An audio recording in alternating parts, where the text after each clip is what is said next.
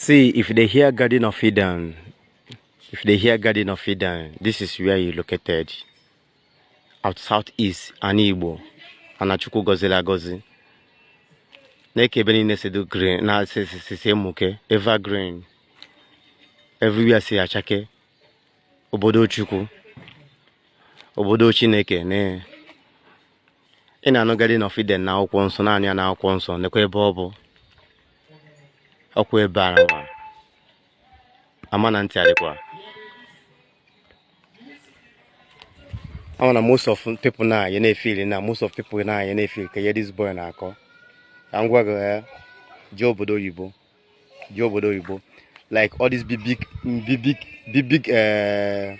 celebrities like Rick Ross. They check ebe Rick Ross be. This is how you look. Just hope they go alone is to no na village ben nago. Or shake and everywhere say same okay. We can I know so funa ma see no chicha some moon on them mother and a very good house canal oblo toko.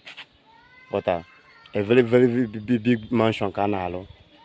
Anigbo obodo Chukwu near Garden of Eden.